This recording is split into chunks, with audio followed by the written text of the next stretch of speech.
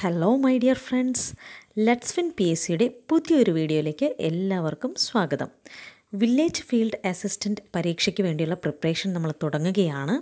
ഇതിനു മുൻപ് തന്നെ നമ്മളിതിൻ്റെ ഇൻട്രൊഡക്ഷൻ വീഡിയോസൊക്കെ ചെയ്തിരുന്നു. അപ്പോൾ അതിൽ സിലബസിനെ കുറിച്ചും ഇനി ഏതൊക്കെ സോഴ്സുകളിൽ നിന്നാണ് നമുക്കത് പഠിക്കേണ്ടത് എന്നൊക്കെയുള്ള കാര്യങ്ങൾ പറഞ്ഞിട്ടുണ്ട്. അത് കാണാത്തവരുണ്ടെങ്കിൽ ആ പ്ലേലിസ്റ്റിൽ നിന്ന് എടുത്ത് കാണുക.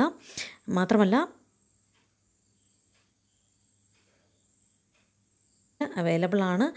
ഓൾറെഡി നമുക്ക് 10th പ്രിലിമിനറിയുടെ സിലബസ് തന്നെയാണ് നമ്മൾ ഫോളോ ചെയ്യുന്നത്. നിലവിൽ പി എസ് സി മറ്റ് സിലബസ് ഒന്നും തന്നെ ഇതിനെക്കുറിച്ച് പറഞ്ഞിട്ടില്ല. അപ്പോൾ അതേ സിലബസിൽ നമുക്ക് ആദ്യത്തെ ടോപ്പിക് എന്ന് പറയുന്നത് ശാസ്ത്ര സാങ്കേതിക രംഗം, കലാ സാംസ്കാരിക രംഗം തുടങ്ങി വിവിധ മേഖലകളിൽ ഇന്ത്യയിലും കേരളത്തിലും ഉണ്ടായിട്ടുള്ള സമകാലീന സംഭവങ്ങൾ, അതായത് കറണ്ട് അഫയേഴ്സാണ് പറഞ്ഞിരിക്കുന്നത്. അപ്പോൾ അവിടെ തന്നെയാണ് നമ്മുടെ ക്ലാസ്സുകളും സ്റ്റാർട്ട് ചെയ്യുന്നത്. പക്ഷേ ഇത്ര നാൾ നമ്മൾ പഠിച്ച പോലെ current affairs monthly current affairs ആയിട്ടൊരു ക്വസ്റ്റ്യൻ ആൻസർ മോഡലിലല്ല നമ്മൾ ക്ലാസ്സുകൾ ചെയ്യുന്നതും. അങ്ങനെയല്ല ഇനി നമുക്ക് പഠിക്കേണ്ടതും. അപ്പോൾ അതുകൊണ്ട് ഓരോ ടോപ്പിക്കിലെയും SSCRT ഫാക്ട്സ് കൂടി ഉൾപ്പെടുത്തിക്കൊണ്ട് കറണ്ട് അഫയേഴ്സിൽ ചോദിക്കുന്ന പല മേഖലകളിലുള്ള പഠനമായിരിക്കും. അപ്പോൾ ഒരു സ്റ്റേറ്റ്മെൻറ്റ് ക്വസ്റ്റ്യൻ വന്നാൽ പോലും, അതായത് കറണ്ട് അഫയേഴ്സും SCRT ഫാക്ട്സും കൂടി ഉൾപ്പെടെയുള്ള സ്റ്റേറ്റ്മെൻറ്റ് ക്വസ്റ്റ്യൻസ് വന്നാൽ പോലും നിങ്ങൾക്ക് അറ്റൻഡ് ചെയ്യാനായിട്ട് സഹായിക്കത്തക്ക രീതിയിലായിരിക്കും നമ്മുടെ ക്ലാസ്സുകൾ മുന്നോട്ട് പോകുന്നത്. അപ്പോൾ ഇത്തരത്തിലുള്ള ക്ലാസ്സുകൾ ചെയ്യാൻ വളരെയധികം എഫേർട്ടുണ്ട്. അപ്പോൾ അതുകൊണ്ട് വീഡിയോ ലൈക്ക് ചെയ്യാനും ഷെയർ ചെയ്യാനും, സബ്സ്ക്രൈബ് ചെയ്യാതെയാണ് ചാനൽ കാണുന്നതെങ്കിൽ സബ്സ്ക്രൈബ് ചെയ്യാനുമൊന്നും നിങ്ങൾ മറക്കരുത്. അതുപോലെ ക്ലാസ്സുകളെക്കുറിച്ചുള്ള അഭിപ്രായങ്ങൾ മറക്കാതെ കമൻറ്റ് ബോക്സിൽ രേഖപ്പെടുത്തുക. ഓക്കെ, നമുക്ക് സയൻസ് ആൻഡ് ടെക്നോളജി, ശാസ്ത്ര സാങ്കേതിക രംഗം, ഈ ഭാഗത്ത് ഏറ്റവും കൂടുതൽ ചോദ്യങ്ങൾ വന്നിട്ടുള്ളതും ഇനി പ്രതീക്ഷിക്കാനുള്ളതും ബഹിരാകാശ ഗവേഷണം എന്ന മേഖലയിൽ തന്നെയാണ്. അപ്പോൾ ഈ ഭാഗത്ത് SSCRT ടെക്സ്റ്റ് ബുക്കിൽ ഉള്ള ഫാക്ട്സിൽ നിന്നാണ് നമ്മൾ തുടങ്ങുന്നത്. അതിനുശേഷം നമ്മൾ ഇതുമായി ബന്ധപ്പെട്ട കറണ്ട് അഫയേഴ്സ് കാര്യങ്ങളും ഓരോ മാറ്റർ വൈസ് ആയിട്ട് പറയുന്നുണ്ട്. അപ്പോൾ അതുകൊണ്ട് ക്ലാസ് സ്കിപ്പ് ചെയ്യാതെ ഫുള്ളായിട്ട് കാണണം. കാരണം പല ലെവലിലൂടെയാണ് നമ്മുടെ ക്ലാസ് കടന്നു പോകുന്നത്. ഓക്കെ, നോക്കാം. വിദൂര സംവേദനം 10ാം ക്ലാസ്സിലെ SSCRT ടെക്സ്റ്റ് ബുക്കാണ്. 19ാം നൂറ്റാണ്ടിൽ ഛായാഗ്രഹണം കണ്ടെത്തിയതോടെ വിവര ശേഖരണ രംഗത്ത് ഒരു വലിയ മാറ്റത്തിന് തുടക്കമായി. അതായത് 19ാം നൂറ്റാണ്ടിലാണ് ഛായാഗ്രഹണം, അതായത് ഫോട്ടോഗ്രഫി കണ്ടെത്തുന്നത്. 19ാം നൂറ്റാണ്ടിലാണ് ഫോട്ടോഗ്രഫി കണ്ടെത്തുന്നത്. ഇപ്രകാരം ഒരു വസ്തുവിനെയോ പ്രദേശത്തെയോ പ്രതിഭാസത്തെയോ സംബന്ധിക്കുന്ന വിവരങ്ങൾ സ്പർശബന്ധം കൂടാതെ ശേഖരിക്കുന്ന രീതിയാണ് വിദൂര സംവേദനം. അപ്പോൾ വിദൂര സംവേദനം എന്താണെന്ന് പറഞ്ഞിരിക്കുന്നത്, ഒരു വസ്തുവിനെയോ പ്രദേശത്തെയോ പ്രതിഭാസത്തെയോ സംബന്ധിക്കുന്ന വിവരങ്ങൾ സ്പർശബന്ധം കൂടാതെ ശേഖരിക്കുന്ന രീതിയാണ് വിദൂര സംവേദനം. 19ാം നൂറ്റാണ്ടിലാണ് ഫോട്ടോഗ്രഫി കണ്ടെത്തുന്നത്. അതോടുകൂടിയാണ് ഇത്തരത്തിൽ വിവരശേഖരണ രംഗത്ത് ഒരു പുതിയൊരു വഴിത്തിരിവിലേക്ക് വരുന്നത്. വിദൂര സംവേദനത്തിലൂടെ വിവരങ്ങൾ ശേഖരിക്കാനുള്ള ഉപകരണങ്ങളാണ് സംവേദകങ്ങൾ. ശ്രദ്ധിക്കുക, വിദൂര സംവേദനത്തിലൂടെ വിവരങ്ങൾ ശേഖരിക്കാനുള്ള ഉപകരണങ്ങളാണ് സംവേദകങ്ങൾ. ക്യാമറ, സ്കാനറുകൾ, ഇതൊക്കെ എന്താണ്? സംവേദകങ്ങളാണ്. ക്യാമറയും സ്കാനറുകളുമൊക്കെ എന്താണ്? സംവേദകങ്ങൾക്ക് ഉദാഹരണമാണ്. വസ്തുക്കൾ പ്രതിഫലിപ്പിക്കുന്ന വൈദ്യുത കാന്തിക വികിരണത്തെ ആണ് സംവേദകം പകർത്തുന്നത്. അപ്പോൾ വിദൂര സംവേദനത്തിലൂടെ വിവരങ്ങൾ ശേഖരിക്കാനുള്ള ഉപകരണങ്ങളാണ് സംവേദകങ്ങൾ. നമ്മൾ ഉപയോഗിക്കുന്ന ക്യാമറ, സ്കാനറുകൾ, ഇതൊക്കെ എന്തിന് ഉദാഹരണമാണ്? സംവേദകങ്ങൾക്ക് ഉദാഹരണമാണ്. വസ്തുക്കൾ പ്രതിഫലിപ്പിക്കുന്ന വൈദ്യുത കാന്തിക വികിരണത്തെയാണ് ഈ സംവേദകം പകർത്തുന്നത്. ഇനി സംവേദകങ്ങൾ സ്ഥാപിച്ചിരിക്കുന്ന പ്രതലത്തെയാണ് പ്ലാറ്റ്ഫോം എന്ന് വിളിക്കുന്നത്. സംവേദകങ്ങൾ സ്ഥാപിച്ചിരിക്കുന്ന പ്രതലത്തെയാണ് പ്ലാറ്റ്ഫോം എന്ന് വിളിക്കുന്നത്. ഇനി ഒരു ബോക്സ് ഡേറ്റ കൊടുത്തിരിക്കുന്നു, നോക്കുക. ഇത്തരത്തിലുള്ള ബോക്സ് ഡേറ്റയൊക്കെ വളരെ ഇമ്പോർട്ടൻ്റ് ആണ്. വിദൂര സംവേദനത്തിൽ ഒരു ഊർജ ഉറവിടം അത്യന്താപേക്ഷിതമാണ്. ഇത് വൈദ്യുത കാന്തിക വികിരണങ്ങൾ ഉൾക്കൊള്ളുന്ന സൂര്യപ്രകാശമോ കൃത്രിമമായി സൃഷ്ടിക്കുന്ന പ്രകാശ സ്രോതസ്സോ ആകാം. സൂര്യപ്രകാശമോ അല്ലെങ്കിൽ കൃത്രിമമായി സൃഷ്ടിക്കുന്ന പ്രകാശമോ വസ്തുക്കളിൽ പതിക്കുമ്പോഴുണ്ടാകുന്ന പ്രകാശത്തിൻ്റെ പ്രതിഫലനത്തെ ഉപയോഗപ്പെടുത്തിയാണ് വിദൂര സംവേദന പ്രക്രിയ സാധ്യമാകുന്നത്. മനസ്സിലായി എന്ന് കരുതുന്നു. വിദൂര സംവേദനത്തിൽ എന്ത് വേണം? ഒരു ഊർജത്തിൻ്റെ സോഴ്സ് വേണം. അത് വൈദ്യുതകാന്തിക വികിരണങ്ങൾ ഉൾക്കൊള്ളുന്ന സൂര്യപ്രകാശമാകാം, അല്ലെങ്കിൽ കൃത്രിമമായി പ്രകാശ സ്രോതസ്സാകാം. അപ്പോൾ സൂര്യപ്രകാശമോ അല്ലെങ്കിൽ കൃത്രിമമായി സൃഷ്ടിക്കുന്ന പ്രകാശമോ വസ്തുക്കളിൽ പതിക്കുമ്പോഴുണ്ടാകുന്ന പ്രകാശത്തിൻ്റെ പ്രതിഫലനത്തെ ഉപയോഗപ്പെടുത്തിയാണ് എന്ത് സാധ്യമാകുന്നത്? വിദൂര സംവേദന പ്രക്രിയ സാധ്യമാകുന്നത്. ഇനി ഇതുമായി ബന്ധപ്പെടുത്തി അടുത്ത ഒരു ബോക്സ് സ്റ്റേറ്റ് കൊടുത്തിട്ടുണ്ട്.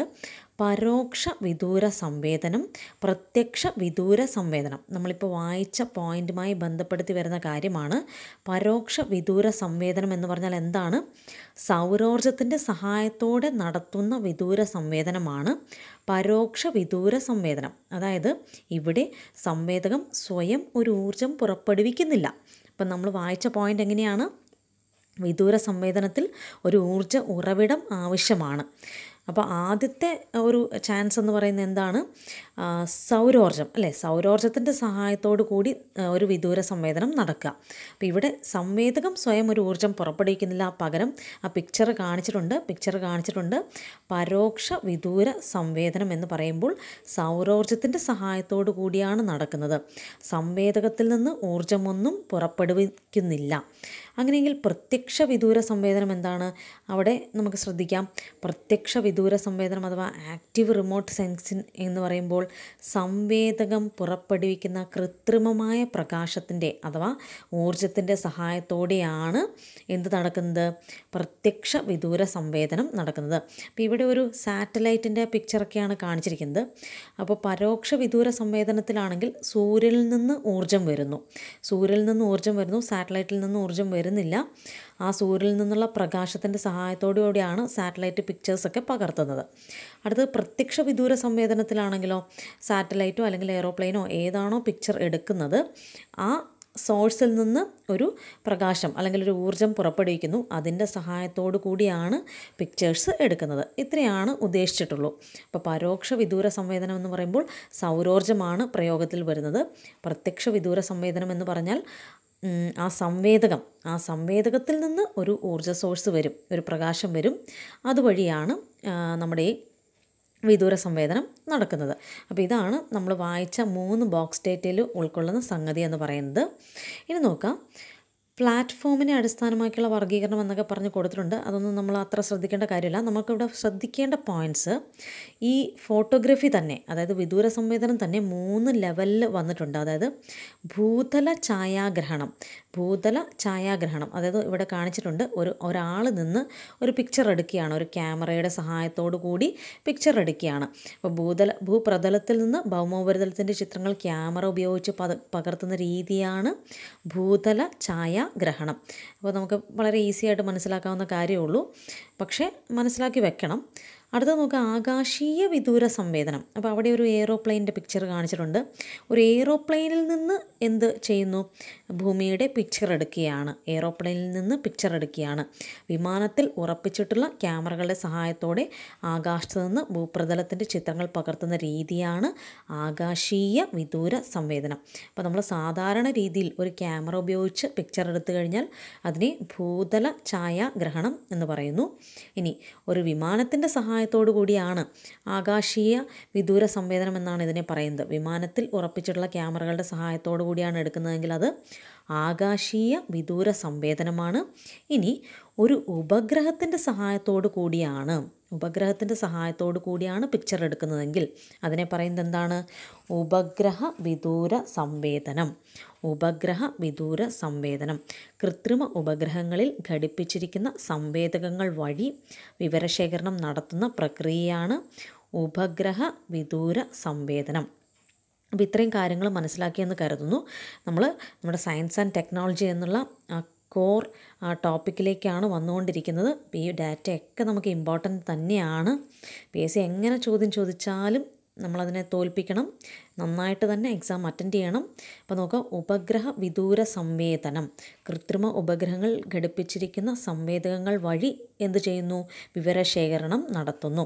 അപ്പോൾ ഓരോ ടൈപ്പ് വിദൂര സംവേദനത്തിലുള്ള വ്യത്യാസം നമുക്ക് ഈ പിക്ചറിലൂടെ തന്നെ മനസ്സിലാവുന്നുണ്ട്. ഒരാൾ നിന്ന് ഫോട്ടോ എടുത്താൽ എത്രമാത്രം വ്യാപ്തി കിട്ടും, ഒരു വിമാനത്തിൽ നിന്നാണെങ്കിൽ എത്രമാത്രം വ്യാപ്തി കിട്ടും, നേരെ മറിച്ച് ഒരു ഉപഗ്രഹത്തിൽ നിന്നാണെങ്കിൽ എത്രമാത്രം നമുക്ക് ഡാറ്റ കളക്ട് ചെയ്യാൻ പറ്റും, ഇതൊക്കെ നമുക്ക് ആ പിക്ചർ പിക്ചറിൽ നിന്ന് തന്നെ മനസ്സിലാവുന്നുണ്ട്. അപ്പോൾ അതുപോലെ തന്നെ മൈൻഡിലേക്ക് നമ്മൾ മാപ്പ് ചെയ്ത് വെക്കുക ഈ 3 തരത്തിലുള്ള വിദൂര സംവേദനവും. ഇനി നോക്കുക, ആകാശീയ വിദൂര സംവേദനം. താരതമ്യേന വിസ്തൃതി കുറഞ്ഞ പ്രദേശങ്ങളുടെ വിവരശേഖരണത്തിനാണ് ആകാശീയ വിദൂര സംവേദനത്തെ നാം ആശ്രയിക്കുന്നത്. നമുക്ക് ഊഹിക്കാവുന്ന കാര്യമാണ്, ഒരു വിമാനത്തിൽ നിന്ന് പിക്ചർ എടുത്തു കഴിഞ്ഞാൽ എത്രത്തോളം വിസ്തൃതി നമുക്ക് കിട്ടും അല്ലേ. താരതമ്യേന വിസ്തൃതി കുറഞ്ഞ പ്രദേശങ്ങളുടെ വിവരശേഖരണത്തിനാണ് ആകാശീയ വിദൂര സംവേദനത്തെ നാം ആശ്രയിക്കുന്നത്. ഇനിയാണ് നമ്മൾക്ക് ഏറ്റവും ഇമ്പോർട്ടൻ്റ് ആയിട്ടുള്ള ഏരിയയിലേക്ക് വരുന്നത്.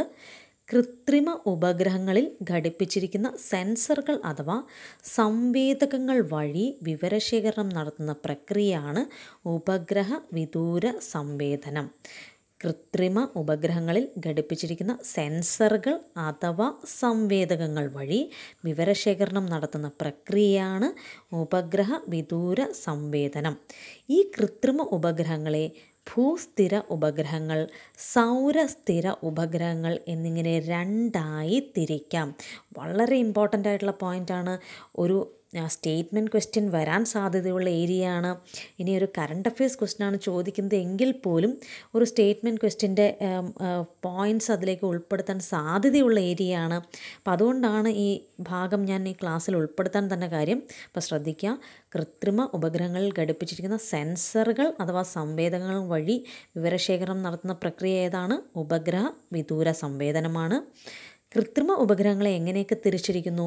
ഭൂസ്ഥിര ഉപഗ്രഹങ്ങൾ, സൗരസ്ഥിര ഉപഗ്രഹങ്ങൾ. ഭൂസ്ഥിര ഉപഗ്രഹങ്ങൾ, സൗരസ്ഥിര ഉപഗ്രഹങ്ങൾ. നോക്കാം, ഭൂസ്ഥിര ഉപഗ്രഹങ്ങളും സൗരസ്ഥിര ഉപഗ്രഹങ്ങളും തമ്മിൽ എന്തെല്ലാം വ്യത്യാസമുണ്ട്? എങ്ങനെയൊക്കെയാണ്? ഭൂസ്ഥിര ഉപഗ്രഹങ്ങൾ ഭൂമിയുടെ ഭ്രമണത്തിനൊപ്പം സഞ്ചരിക്കുന്ന ഉപഗ്രഹങ്ങളാണ് ഭൂസ്ഥിര ഉപഗ്രഹങ്ങൾ. ഭൂമി എങ്ങനെ ഭ്രമണം ചെയ്യുന്നുവോ നമുക്കറിയാം, ഭൂമി അച്ചുതണ്ടിൽ സ്വയം ഭ്രമണം ചെയ്യുന്നു. അപ്പോൾ അതെങ്ങനെയായിരിക്കും അതിൻ്റെ പാത്ത്? ഈ ഫോട്ടോയിൽ കറക്റ്റായിട്ട് നമുക്ക് പറയാൻ പറ്റും അല്ലേ. ഭൂമധ്യരേഖയ്ക്ക് ചുറ്റുമുള്ള ആ വളയം, അതായത് അങ്ങനെ തന്നെയാണ് ഭൂമി ഭ്രമണം ചെയ്യുന്നത്. ആ ഡയറക്ഷനിലാണ് ഭൂമി ഭ്രമണം ചെയ്യുന്നത്. അപ്പോൾ അതിനോടൊപ്പം നോക്കുക, ആ ഫോട്ടോയിൽ കൃത്യമായിട്ട് കാണിച്ചിട്ടുണ്ട്. അതിനോടൊപ്പം ഒരു ഉപഗ്രഹം സഞ്ചരിക്കുന്നു അല്ലേ. അതിനോടൊപ്പം ഭൂമിയുടെ ഭ്രമണ പാതയോടൊപ്പം തന്നെ ഒരു ഉപഗ്രഹം സഞ്ചരിക്കുന്നു. അത്തരത്തിലുള്ള ഉപഗ്രഹങ്ങളാണ് ഭൂസ്ഥിര ഉപഗ്രഹങ്ങൾ. ഈ ഭൂസ്ഥിര ഉപഗ്രഹങ്ങളുടെ പ്രത്യേകതകൾ ശ്രദ്ധിക്കുക. സഞ്ചാരപഥം ഭൂമിയിൽ നിന്ന് ഏകദേശം 36,000 കിലോമീറ്റർ ഉയരത്തിലാണ്. ഭൂസ്ഥിര ഉപഗ്രഹങ്ങളുടെ സഞ്ചാരപഥം ഭൂമിയിൽ നിന്ന് ഏകദേശം 36,000 കിലോമീറ്റർ ഉയരത്തിലാണ്. അപ്പോൾ ഭൂസ്ഥിര ഉപഗ്രഹങ്ങളുടെ സഞ്ചാരപഥം ഭൂമിയിൽ നിന്ന് വളരെ ഉയരത്തിലാണ്. എത്ര ഉയരത്തിലാണ്? 36,000 കിലോമീറ്റേഴ്സ് ഉയരത്തിലാണ്. ഭൂമിയുടെ 1/3 ഭാഗം നിരീക്ഷണ പരിധിയിൽ വരുന്നു. ഭൂമിയുടെ 1/3 ഭാഗം നിരീക്ഷണ പരിധിയിൽ വരുന്നു. ഇപ്പോൾ ഭൂസ്ഥിര ഉപഗ്രഹങ്ങൾക്ക് പരിധിയും കൂടുതലുണ്ടല്ലേ. 1/3 ഭാഗം കാര്യങ്ങൾ കവർ ചെയ്യാനായിട്ട് ഭൂസ്ഥിര ഉപഗ്രഹങ്ങളെ കൊണ്ട് സാധിക്കും. ഭൂമിയുടെ ഭ്രമണവേഗത്തിന് തുല്യമായ വേഗതയിൽ സഞ്ചരിക്കുന്നതിനാൽ എല്ലായ്പ്പോഴും ഭൂമിയിലെ ഒരേ പ്രദേശത്തെ അഭിമുഖീകരിച്ച് നിലകൊള്ളുന്നു. അപ്പോൾ ഭൂമിക്ക് ഒപ്പം തന്നെയാണ് ഈ ഭൂസ്ഥിര ഉപഗ്രഹങ്ങൾ സഞ്ചരിച്ചു കൊണ്ടിരിക്കുന്നത്. അപ്പോൾ സ്വാഭാവികമായിട്ടും എല്ലായ്പ്പോഴും ഭൂമിയുടെ ഒരേ പ്രദേശത്തെ അഭിമുഖീകരിച്ചായിരിക്കും ഇത്തരത്തിലുള്ള ഉപഗ്രഹങ്ങൾ സിറ്റുവേറ്റ് ചെയ്യുന്നത്. അങ്ങനെയല്ലേ? നിങ്ങളൊന്ന് ചിന്തിച്ച് നോക്കൂ, അങ്ങനെയല്ലേ വരുള്ളൂ? അതെ. ഒരു പ്രദേശത്തിൻ്റെ സ്ഥിരമായ വിവരശേഖരണത്തിന് സാധിക്കുന്നു. അപ്പോൾ ഒരു പ്രദേശത്തിൻ്റെ സ്ഥിരമായ വിവരശേഖരണത്തിന് എത്തരത്തിലുള്ള ഉപഗ്രഹങ്ങളാണ് ഉപയോഗിക്കുക? ഭൂസ്ഥിര ഉപഗ്രഹങ്ങളാണ് ഉപയോഗിക്കുക. ഭൂസ്ഥിര ഉപഗ്രഹങ്ങളാണ് ഒരു പ്രദേശത്തിൻ്റെ സ്ഥിരമായ വിവരശേഖരണത്തിന് ഉപയോഗിക്കുക. എന്തുകൊണ്ടാണ്? ഇവ ഭൂമിയുടെ ഭ്രമണത്തിനൊപ്പമാണ് സഞ്ചരിക്കുന്നത്. അതുകൊണ്ട് തന്നെ ഭൂമിയിൽ ഏതെങ്കിലും ഒരു പ്രദേശത്ത് തന്നെ സ്ഥിരമായി നിൽക്കുന്ന ഒരു അനുഭവമായിരിക്കും ഉണ്ടാകുക. വാർത്താവിനിമയത്തിനും ദിനാന്തരീക്ഷ സ്ഥിതി മനസ്സിലാക്കാനും പ്രയോജനപ്പെടുത്തുന്നു. വാർത്താവിനിമയത്തിനും ദിനാന്തരീക്ഷ സ്ഥിതി, ഒരു പ്രദേശത്തിലെ ഒരു ദിവസത്തെ അന്തരീക്ഷ സ്ഥിതി മനസ്സിലാക്കാനും ഏത് പ്രയോജനപ്പെടുത്തുന്നു? ഭൂസ്ഥിര ഉപഗ്രഹങ്ങൾ പ്രയോജനപ്പെടുത്തുന്നു. ഇനി ലാസ്റ്റ് പോയിന്റ് ശ്രദ്ധിക്കാം. ഇന്ത്യയുടെ ഇൻസാറ്റ് ഉപഗ്രഹങ്ങൾ ഭൂസ്ഥിര ഉപഗ്രഹങ്ങൾക്ക് ഉദാഹരണങ്ങളാണ്. ഇൻസാറ്റ് ഇൻസാറ്റ് ഉപഗ്രഹങ്ങൾ, വാർത്താവിനിമയത്തിന് ഉപയോഗിക്കുന്ന ഉപഗ്രഹങ്ങളുടെ ശ്രേണിയിൽപ്പെട്ടതാണ് ഏത്? ഇൻസാറ്റ് ഉപഗ്രഹങ്ങൾ. ഈ ഇൻസാറ്റ് ഉപഗ്രഹങ്ങൾ ഏത് ടൈപ്പാണ്? ഭൂസ്ഥിര ഉപഗ്രഹങ്ങളാണ്. എന്തുകൊണ്ട്? ഭൂസ്ഥിര ഉപഗ്രഹങ്ങളാണ് വാർത്താവിനിമയത്തിന് ഏറ്റവും അനുയോജ്യം. കാരണം ഭൂമിയുടെ ഭ്രമണത്തിനൊപ്പം സഞ്ചരിക്കുന്നതുകൊണ്ട് അത് ഏകദേശം ഒരു സ്ഥലത്ത് തന്നെ കോൺസെൻട്രേറ്റ് ചെയ്യുന്നു. അപ്പോൾ ദിനാന്തരീക്ഷ സ്ഥിതി മനസ്സിലാക്കാനും വാർത്താവിനിമയത്തിനും ഭൂസ്ഥിര ഉപഗ്രഹങ്ങളാണ് ഉപയോഗിക്കുന്നത്. ഭൂസ്ഥിര ഉപഗ്രഹങ്ങൾക്ക് ഉദാഹരണമാണ് ഇൻസാറ്റ് ഉപഗ്രഹങ്ങൾ. ഇൻസാറ്റ് ഉപഗ്രഹങ്ങൾ വാർത്താവിനിമയത്തിന് ഉപയോഗിക്കുന്നവയാണ്. അപ്പോൾ സഞ്ചാരപഥം ഭൂമിയിൽ നിന്ന് ഏകദേശം 36,000 കിലോമീറ്റർ ഉയരത്തിലുള്ളത് ഏത് ഉപഗ്രഹങ്ങളുടേതാണ്? ഭൂസ്ഥിര ഉപഗ്രഹങ്ങളുടേതാണ്. ഭൂസ്ഥിര ഉപഗ്രഹങ്ങളുടെ വീക്ഷണ പരിധി എന്ന് പറയുന്നത് 1/3 ഭാഗമാണ്. ഭൂമിയുടെ 1/3 ഭാഗമാണ്. ഇത് കൃത്യമായിട്ട് മനസ്സിലായിട്ടുണ്ടെങ്കിൽ സുഖമായിട്ട് തന്നെ നമുക്ക് സൗരസ്ഥിര ഉപഗ്രഹങ്ങളും മനസ്സിലാക്കാം. നോക്കാം, സൗരസ്ഥിര ഉപഗ്രഹങ്ങൾ. ഭൂസ്ഥിര ഉപഗ്രഹത്തിന് വ്യത്യസ്തമാണ് സൗരസ്ഥിര ഉപഗ്രഹങ്ങൾ. ധ്രുവങ്ങൾക്ക് മുകളിലൂടെ ഭൂമിയെ വലം വയ്ക്കുന്ന കൃത്രിമ ഉപഗ്രഹങ്ങളാണ് ഏത്? സൗരസ്ഥിര ഉപഗ്രഹങ്ങൾ. പിക്ചർ ശ്രദ്ധിക്കുക. നേരത്തെ പിക്ചർ ഭൂമധ്യരേഖയ്ക്ക് സമാന്തരമായിട്ടാണ് നമ്മുടെ കൃത്രിമ ഉപഗ്രഹത്തിൻ്റെ ഓർബിറ്റ് കാണിച്ചതെങ്കിൽ ഇപ്പം നോക്കുക, ധ്രുവങ്ങളിലൂടെ അല്ലേ, ധ്രുവങ്ങളെ റൗണ്ട് ചെയ്യത്തക്ക രീതിയിലാണ് സൗരസ്ഥിര ഉപഗ്രഹങ്ങളുടെ ഓർബിറ്റ് വരുന്നത്. ധ്രുവങ്ങളെ റൗണ്ട് ചെയ്യത്തക്ക രീതിയിൽ. ഇനി നോക്കുക പ്രത്യേകതകൾ. ധ്രുവങ്ങൾക്ക് മുകളിലൂടെ ഭൂമിയെ വലം വയ്ക്കുന്ന കൃത്രിമ ഉപഗ്രഹങ്ങളാണ് സൗരസ്ഥിര ഉപഗ്രഹങ്ങളെന്ന് പറഞ്ഞു. സഞ്ചാരപഥം ഭൗമ ഉപരിതലത്തിൽ നിന്ന് ഏകദേശം 900 കിലോമീറ്റേഴ്സ് മാത്രം ഉയരത്തിലാണ്. അപ്പോൾ ഭൂസ്ഥിര ഉപഗ്രഹങ്ങളെക്കാൾ ഭൂമിയോട് കുറച്ചുകൂടി അടുത്ത് സ്ഥിതി ചെയ്യുന്നത് ആരാണ്? സൗരസ്ഥിര ഉപഗ്രഹങ്ങളാണ്. ഭൂസ്ഥിര ഉപഗ്രഹങ്ങളെക്കാൾ ഭൂമിയോട് കുറച്ചുകൂടി അടുത്ത് സ്ഥിതി ചെയ്യുന്നത് സൗരസ്ഥിര ഉപഗ്രഹങ്ങളാണ്.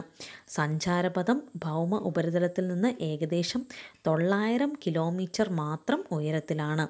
ഭൂസ്ഥിര ഉപഗ്രഹങ്ങളെക്കാൾ കുറഞ്ഞ നിരീക്ഷണ പരിധിയാണ് ആർക്കുള്ളത്? സൗരസ്ഥിര ഉപഗ്രഹങ്ങൾക്ക് ഉള്ളത്. കാരണം കുറച്ചുകൂടി അടുത്താണ് സ്ഥിതി ചെയ്യുന്നത്. അപ്പോൾ തന്നെ എന്ത് വരുന്നു? കുറഞ്ഞ നിരീക്ഷണ പരിധിയാണ് കിട്ടുന്നുള്ളൂ. അപ്പോൾ ഭൂസ്ഥിര ഉപഗ്രഹങ്ങളെക്കാൾ കുറഞ്ഞ നിരീക്ഷണ പരിധിയാണ് സൗരസ്ഥിര ഉപഗ്രഹങ്ങൾക്ക് ഉള്ളത്. കൃത്യമായ ഇടവേളകളിൽ പ്രദേശത്തിൻ്റെ ആവർത്തിച്ചുള്ള വിവരശേഖരണം സാധ്യമാകുന്നു. കൃത്യമായ ഇടവേളകളിൽ പ്രദേശത്തിൻ്റെ ആവർത്തിച്ചുള്ള വിവരശേഖരണം സാധ്യമാക്കുവാനായിട്ട് എത്തരത്തിലുള്ള ഉപഗ്രഹങ്ങളാണ് ഉപയോഗിക്കുന്നത്? സൗരസ്ഥിര ഉപഗ്രഹങ്ങളാണ് ഉപയോഗിക്കുന്നത്. പ്രകൃതി വിഭവങ്ങൾ, ഭൂവിനിയോഗം, ഭൂഗർഭജലം മുതലായവയെക്കുറിച്ചുള്ള വിവരശേഖരണത്തിന് ഉപയോഗിക്കുന്നത് ഏതാണ്? സൗരസ്ഥിര ഉപഗ്രഹങ്ങളാണ്. അപ്പോൾ വാർത്താവിനിമയത്തിനും ദിനാന്തരീക്ഷ സ്ഥിതി മനസ്സിലാക്കുവാനും ഭൂമിയുടെ 1/3 വീക്ഷണ പരിധിയുള്ള ഭൂസ്ഥിര ഉപഗ്രഹങ്ങൾ ഉപയോഗിക്കുമ്പോൾ പ്രകൃതി വിഭവങ്ങൾ, ഭൂവിനിയോഗം, ഭൂഗർഭജലം ഇവയെക്കുറിച്ച് ഉള്ള വിവരശേഖരണത്തിന് ഉപയോഗിക്കുന്നത് ഏതാണ്? സൗരസ്ഥിര ഉപഗ്രഹങ്ങളാണ്. വിദൂര സംവേദനത്തിന് മുഖ്യമായും ഈ ഉപഗ്രഹങ്ങളെ പ്രയോജനപ്പെടുത്തുന്നു. വിദൂര സംവേദനത്തിന് മുഖ്യമായി ഉപയോഗിക്കുന്നത് ഏത് ഉപഗ്രഹങ്ങളാണ്? സൗരസ്ഥിര ഉപഗ്രഹങ്ങളാണ്. വാർത്താവിനിമയത്തിനും ദിനാന്തരീക്ഷ സ്ഥിതി മനസ്സിലാക്കുവാനും ഏതാണ് ഉപയോഗിച്ചത്? ഭൂസ്ഥിര ഉപഗ്രഹങ്ങളാണ്. വിദൂര സംവേദനത്തിന് മുഖ്യമായിട്ടും ഏത് ഉപഗ്രഹങ്ങളെ ഉപയോഗിക്കുന്നു? സൗരസ്ഥിര ഉപഗ്രഹങ്ങളെ ഉപയോഗിക്കുന്നു. പ്രകൃതി വിഭവങ്ങൾ, ഭൂവിനിയോഗം, ഭൂഗർഭജലം ഇവയെക്കുറിച്ചുള്ള വിവരശേഖരണത്തിന് ഏത് ഉപയോഗിക്കുന്നു? സൗരസ്ഥിര ഉപഗ്രഹങ്ങൾ ഉപയോഗിക്കുന്നു. IRS, ലാൻഡ്സാറ്റ് തുടങ്ങിയ ഉപഗ്രഹങ്ങൾ സൗരസ്ഥിര ഉപഗ്രഹങ്ങൾക്ക് ഉദാഹരണങ്ങളാണ്. അപ്പോൾ സൗരസ്ഥിര ഉപഗ്രഹങ്ങൾ ധ്രുവങ്ങളെ ചുറ്റിയാണ് സഞ്ചരിക്കുന്നത്. IRS, ലാൻഡ്സാറ്റ് തുടങ്ങിയ ഉപഗ്രഹങ്ങൾ സൗരസ്ഥിര ഉപഗ്രഹങ്ങൾക്ക് ഉദാഹരണങ്ങളാണ്. ഓക്കെ, അടുത്ത ഫാക്ട്സ് നോക്കാം. വിദൂര സംവേദനം ഇന്ത്യയിൽ. ISRO പോലുള്ള സ്ഥാപനങ്ങളെക്കുറിച്ചാണ് നമ്മൾ പറഞ്ഞു വരുന്നത്. ഈ ഒരു ബോക്സ് വളരെ ഇമ്പോർട്ടൻ്റ് ആണ്. വിദൂര സംവേദനം ഇന്ത്യയിൽ. ഇന്ത്യൻ വ്യോമചിത്രങ്ങളുടെ ഉപയോഗം 1924 ഡെൽറ്റ ചിത്രീകരണത്തോടെയാണ് ആരംഭിച്ചത്. അപ്പോൾ ആദ്യമായിട്ട് ഇന്ത്യയിൽ ചിത്രം എടുക്കുന്നത് ഏത് പ്രദേശമാണ്? ഡെൽറ്റ പ്രദേശമാണ്. 1966 ഇന്ത്യൻ വ്യോമചിത്രങ്ങളുടെ വിശകലനത്തിനും പഠനത്തിനുമായി ഫോട്ടോ ഇൻ്റർപ്രിട്ടേഷൻ ഇൻസ്റ്റിറ്റ്യൂട്ട് ഡെറാഡൂണിൽ സ്ഥാപിതമായി.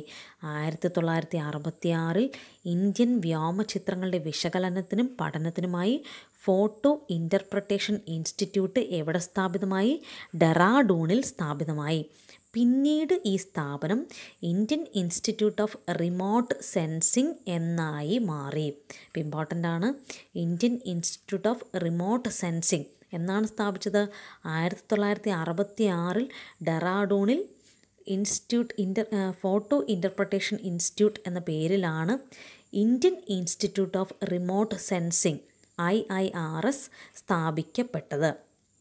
ഭാസ്കര 1, ഭാസ്കര 2 എന്നീ ഉപഗ്രഹങ്ങളുടെ വിക്ഷേപണത്തോടെ 1970 ഇന്ത്യയിൽ ഉപഗ്രഹ വിദൂര സംവേദനത്തിന് തുടക്കം കുറിച്ചു. 1970 ഇന്ത്യയിൽ ഉപഗ്രഹ വിദൂര സംവേദനത്തിന് തുടക്കം കുറിച്ചു. 1924 ഡെൽറ്റ ചിത്രീകരണത്തോടെയാണ് വ്യോമചിത്രങ്ങളുടെ ഉപയോഗം ആരംഭിച്ചത്. 1970 ഇന്ത്യയിൽ ഉപഗ്രഹ വിദൂര സംവേദനത്തിന് തുടക്കം കുറിച്ചു. ഈ തുടക്കം കുറിച്ച ഉപഗ്രഹങ്ങളാണ് Bhaskara 1, Bhaskara 2. National remote sensing centre, ഇത് മുൻപ് അറിയപ്പെട്ടത് NRSA എന്നായിരുന്നു, നാഷണൽ റിമോട്ട് സെൻസിങ് ഏജൻസി എന്നായിരുന്നു. ഇപ്പോഴത് നാഷണൽ റിമോട്ട് സെൻസിങ് സെൻറ്റർ എന്നാണ്. ഭാരതീയ ബഹിരാകാശ ഗവേഷണ സ്ഥാപനം, അതായത് ISRO, ബഹിരാകാശ വകുപ്പ് department of space DOS, space application centre SAC എന്നീ സ്ഥാപനങ്ങൾ ബഹിരാകാശ സാങ്കേതികവിദ്യ സമൂഹ നന്മയ്ക്കായി പ്രയോജനപ്പെടുത്തുന്നതിൽ സദാ വ്യാപൃതരായിരിക്കുന്നു. അതായത് ഇന്ത്യയിൽ ബഹിരാകാശ സാങ്കേതിക വിദ്യയുമായി പ്രവർത്തിക്കുന്ന സ്ഥാപനങ്ങൾ ഏതൊക്കെയാണ്, ഈ രംഗത്ത് പ്രവർത്തിക്കുന്ന സ്ഥാപനങ്ങൾ ഏതൊക്കെയാണ്? ആദ്യം തന്നെ റിമോട്ട് സെൻസിങ് അല്ലേ, റിമോട്ട് സെൻസിങ് സ്ഥാപനം ഏതാണ്? Indian institute of remote sensing IIRS.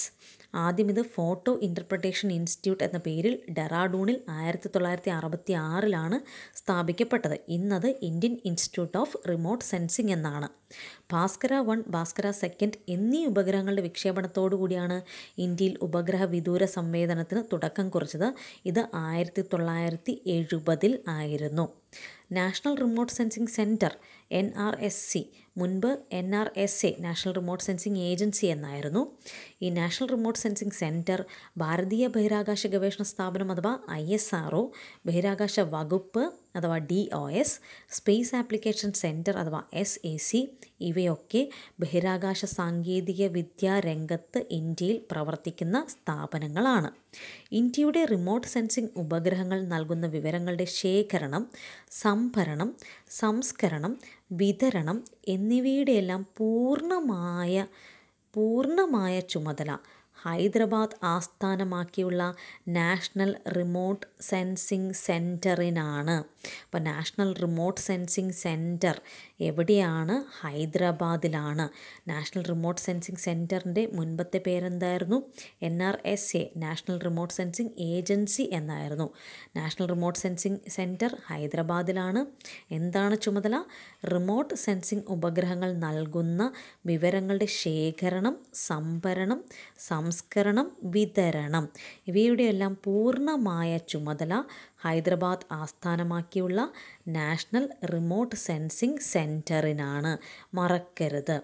ഇനി ഈ പറയുന്ന ബുള്ളറ്റ് ഡേറ്റ ജസ്റ്റ് ഒന്ന് വായിച്ചു പോവുകയാണ്. കാരണം ഇത്തരത്തിലുള്ള ഏരിയയിൽ നിന്നാണ് നമുക്ക് സ്റ്റേറ്റ്മെൻറ്റ് ക്വസ്റ്റ്യൻസ് കൂടുതലായിട്ട് വരുന്നത്. അവിടെയാണ് നമ്മൾ ഏറ്റവും കൂടുതൽ മൈനസ് വരുത്തുന്നത്. അപ്പോൾ ശ്രദ്ധിക്കുക, വിദൂര സംവേദന സാങ്കേതിക വിദ്യയുടെ പ്രയോജനങ്ങൾ എന്തൊക്കെയാണ്? 1-2 പ്രാവശ്യം വായിച്ചാൽ തന്നെ നമ്മുടെ മനസ്സിലിരിക്കും. പക്ഷെ വായിച്ചില്ല എങ്കിൽ ഓപ്ഷൻസ് കാണുമ്പോൾ നമുക്ക് കൺഫ്യൂഷൻ കൂടുതലായിരിക്കും. അപ്പോൾ നോക്കുക, കാലാവസ്ഥാ നിർണ്ണയത്തിന് നമുക്കറിയാം ഉപഗ്രഹങ്ങളെ നമ്മൾ ആശ്രയിക്കുന്നു. സമുദ്ര പര്യവേഷണത്തിന് ഉപഗ്രഹങ്ങളെ നമ്മൾ ആശ്രയിക്കുന്നുണ്ട്. ഭൂവിനിയോഗം മനസ്സിലാക്കുന്നതിന് സൗരസ്ഥിര ഉപഗ്രഹങ്ങളെക്കുറിച്ച് നമ്മൾ പറഞ്ഞു അല്ലേ, ഭൂവിനിയോഗം, ജലലഭ്യത ഇതൊക്കെ മനസ്സിലാക്കുവാനായിട്ട് സൗരസ്ഥിര ഉപഗ്രഹങ്ങൾ. വരൾച്ച ബാധിത പ്രദേശങ്ങൾ, വെള്ളപ്പൊക്ക ബാധിത പ്രദേശങ്ങൾ തുടങ്ങിയവ കണ്ടെത്തുന്നതിന്. ഇപ്പോൾ ഉൾവനങ്ങളിലെ കാട്ടുതീ കണ്ടെത്തുന്നതിനും നിയന്ത്രണ നടപടികൾ സ്വീകരിക്കുന്നതിനും. വിളകളുടെ വിസ്തൃതി, കീടബാധ എന്നിവയെക്കുറിച്ച് വിവരങ്ങൾ ശേഖരിക്കുന്നതിന്.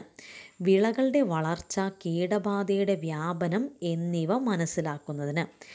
എണ്ണ പര്യവേഷണത്തിന്. ഭൂഗർഭ ജല ലഭ്യതയ്ക്ക് സാധ്യതയുള്ള പ്രദേശങ്ങൾ കണ്ടെത്തുന്നതിന്. ഇപ്പോൾ നമുക്ക് മനസ്സിലായി വിദൂര സംവേദന സാങ്കേതിക വിദ്യ എന്ന് പറയുന്നത് എല്ലാ രംഗത്തും നമ്മൾ ഉപയോഗിക്കുകയാണ്. കാലാവസ്ഥ, സമുദ്ര പര്യവേഷണം, ഭൂവിനിയോഗം, ഇനി വരൾച്ചാബാധിത പ്രദേശങ്ങൾ അല്ലെങ്കിൽ വെള്ളപ്പൊക്ക ബാധിത പ്രദേശങ്ങൾ, അതായത് പ്രകൃതി പ്രക്ഷോഭം നടന്ന പ്രദേശങ്ങളിൽ എന്തെങ്കിലും കൂടുതലായിട്ടുള്ള സെർച്ചിങ്ങിന് നമ്മൾ എന്തുപയോഗിക്കുന്നുണ്ട്? വിദൂര സംവേദനം ഉപയോഗിക്കുന്നുണ്ട്. ഉൾവനങ്ങളിലെ കാട്ടുതീ അവിടെ പോയി കണ്ടുപിടിക്കാൻ പറ്റില്ല, പക്ഷേ എങ്ങനെ അറിയുന്നു? നമ്മൾ വിദൂര സംവേദനം വഴി അറിയുന്നു. അതുപോലെ കാർഷിക രംഗത്ത് വിളകളുടെ വിസ്തൃതി, കീടബാധ ഇവയെക്കുറിച്ച് അറിയുവാനായിട്ട്, വിളകളുടെ വളർച്ച, കീടബാധയുടെ വ്യാപനം ഇവ മനസ്സിലാക്കുവാനായിട്ട് ഒക്കെ എന്തുപയോഗിക്കുന്നു? വിദൂര സംവേദനം ഉപയോഗിക്കുന്നുണ്ട്. അപ്പോൾ അവിടെ നമ്മൾ തെറ്റിച്ച് കളയരുത്, കാർഷിക രംഗത്ത് ഉപയോഗിക്കുന്നുണ്ട്.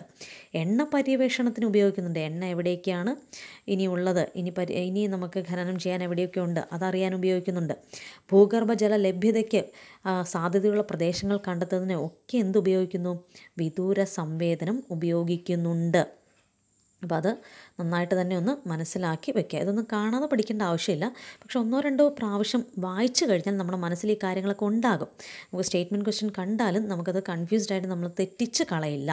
അപ്പോൾ ഇതിൻ്റെ PDF ഉറപ്പായിട്ട് നമ്മുടെ ടെലഗ്രാം ചാനലിൽ, വില്ലേജ് ഫീൽഡ് അസിസ്റ്റൻറ്റിന് വേണ്ടിയുള്ള ടെലഗ്രാം ചാനലിലും വാട്സപ്പ് ഗ്രൂപ്പിലും കൊടുക്കുന്നുണ്ട്. അപ്പോൾ നിങ്ങൾ തീർച്ചയായിട്ടും ഈ ക്ലാസ്സിൻ്റെ PDF കൂടി ഒന്ന് വായിച്ച് നോക്കുക.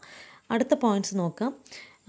Indian regional navigation satellite system IRNSS, Indian regional navigation satellite system എന്താണത്? GPS-ന് സമാനമായി ഇന്ത്യ സ്വന്തമായി വികസിപ്പിച്ച ഉപഗ്രഹാധിഷ്ഠിത ഗതിനിർണയ സംവിധാനമാണ് Indian regional navigation satellite system. അപ്പോൾ GPS-ന് സമാനമായി, GPS ആരുടെയാണ്? ഗ്ലോബൽ പൊസിഷനിങ് സിസ്റ്റം, അമേരിക്കയുടേതാണ് അല്ലേ, US-ൻ്റേതാണ് GPS.